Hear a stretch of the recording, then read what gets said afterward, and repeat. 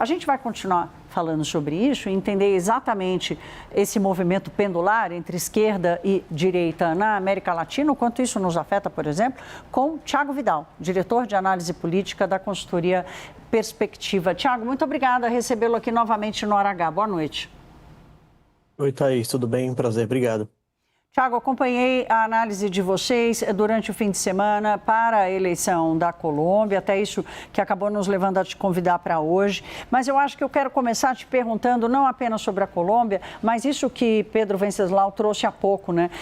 Que o pêndulo na América do Sul, especialmente, ele seria mais fluido, ele seria mais instável, passando pouco tempo num lado e pouco tempo do outro. Dessa vez é diferente? Dessa vez você vê uma coisa mais estruturada, mais forte para a direita?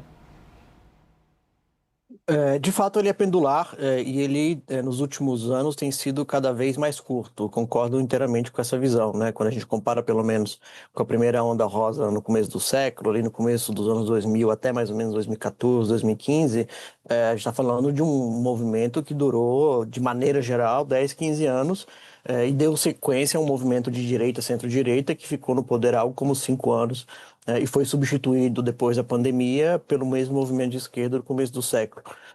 Então, nesse sentido, sim. Agora, o que eu acho que é diferente nesse caso é que as condições estruturais da América Latina hoje estão muito diferentes. A gente está falando de uma região que está muito mais endividada do que há 20 anos, uma região que claramente passa por uma deterioração de serviços públicos, notadamente saúde e segurança pública, e uma região que não consegue aumentar indicadores básicos de desenvolvimento econômico, por exemplo, como investimento e produtividade. Por que eu estou citando esses pontos todos, Thaís? Porque isso pode fazer com que essa atual onda, que claramente é uma onda pró-direita, e uma direita diferente da direita que a gente está acostumada, ela seja mais curta, porque no fundo é um movimento político que foi eleito para tentar resolver esses problemas por uma ampla insatisfação dos latino-americanos. Não havendo condições para que esses problemas sejam solucionados, os latino-americanos não terão problema algum em retornar à direita, à esquerda, ao centro, enfim, qualquer que seja o grupo político que eventualmente prometa resolver os mesmos problemas que não vem conseguindo ser resolvidos.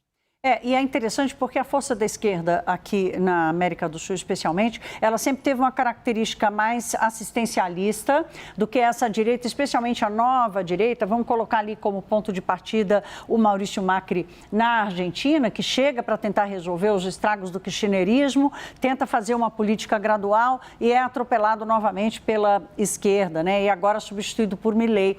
E aí, Tiago, eu quero te ouvir sobre a força das instituições. Você sabe que o William Vac sempre brinca comigo, me chama de musa da institucionalidade, porque eu realmente acredito que as instituições mais fortes podem preservar valores sociais e valores, inclusive econômicos, de países, mesmo que esse pêndulo político se mova. Qual é a sua preocupação sobre as instituições na Colômbia e na América do Sul?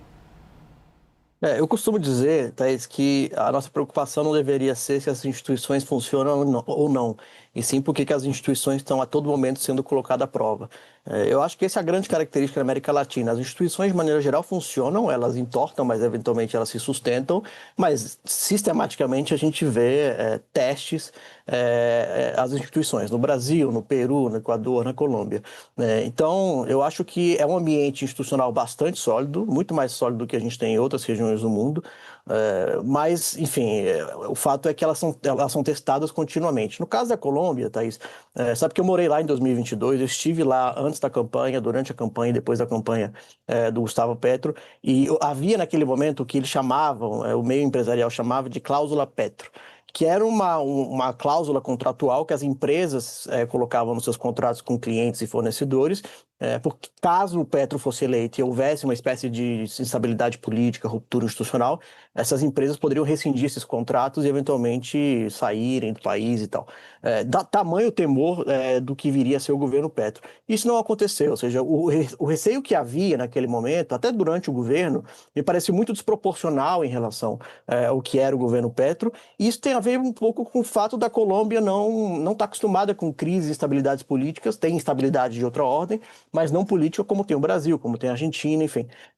Então, o que a gente está vendo hoje na Colômbia é muito parecido, ou seja, o governo Petro não foi suficiente ainda para que os colombianos aprendessem que essa instabilidade política ela é normal na América Latina. Talvez ela não seja bem-vinda, obviamente, mas ela é normal. Mas a Colômbia tem instituições muito sólidas, muito fortes, sobreviveu ao Gustavo Petro, então não acho que sobreviveria de novo a um eventual, né, ao governo Spreia, que é um governo que tende a ser também problemático à sua maneira, né?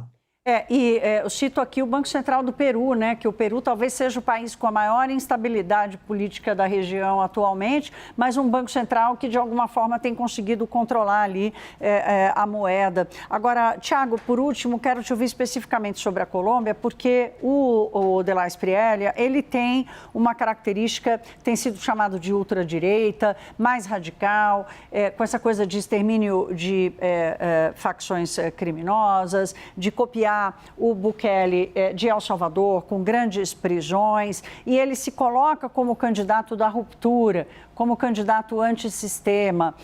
E você que conhece bem a Colômbia, ele consegue impor essa mudança tão abrupta no país? Não é trivial, Thaís. A Colômbia não é El Salvador, né? É uma geografia muito mais complexa, uma população muito mais complexa, não dá para comparar, né? Essa premissa que se faz hoje na América Latina, primeiro de comparar, né, a direita comparada a Milei, agora ficou mais pop, né? Comparar a direita com El Salvador, né? Eu me refiro aqui aos políticos que se apresentam dessa maneira, não é trivial. Eu acho que o Spreia vai ter muita dificuldade, porque, como eu falei, é um país que tem instituições muito sólidas, é um país que tem problemas estruturais sérios, tem um problema de segurança que, inclusive, transcende o Estado. Você tem milícias e guerrilhas na Colômbia que sequer atuam desde o território colombiano. Por exemplo, o ELN, o Exército da Libertação Nacional, que é uma dissidência das Farc, e hoje a principal dissidência com a qual o governo Petro não conseguiu negociar, ela não opera só na Colômbia, ela opera da Venezuela, por exemplo. Então, é uma transacionalidade da insegurança na Colômbia que as próprias instituições colombianas têm tido dificuldade em lidar. Então, não acho que o mero uso da força vai ser suficiente. Já não foi, né? O uribismo fez isso no seu período, no começo do século. O Ivan Duque, que antecedeu o governo Petro, fez isso com chamados falsos positivos, né? Então, enfim, a história não é necessariamente nova. Acho que por aí não terá êxito. Rapidamente, Thiago, mas não posso deixar de te perguntar, o fato de Trump, e com toda a sua política para a região, Trump apoiar De La Espriella, isso coloca qual elemento nesse jogo todo? Não, foi um fator importante na Colômbia. Não acho que foi o único fator. Eu acho que o que explica a eleição do Spreia foram fatores muito mais domésticos do que internacionais, mas certamente houve um estímulo externo, como tem havido em todos os países, na Argentina, no próprio Equador. Mas a Colômbia já tem um histórico muito longo e forte de parcerias diplomáticas e de defesa com os Estados Unidos. Então é diferente do que a gente vê em outros países. Então não é como se agora os Estados Unidos fossem se beneficiar muito mais de uma parceria, que é uma parceria que, na América do Sul, pelo menos, é a parceria em defesa mais estratégica que os Estados Unidos têm. Claro. Thiago Vidal, que é diretor de análise política da Perspectiva, nos dando a perspectiva sobre o que esperar, não só para a Colômbia, mas também dessa mudança política na América do Sul. Meu caro, muito obrigada. Boa semana para você. Obrigado, Thaís, igualmente.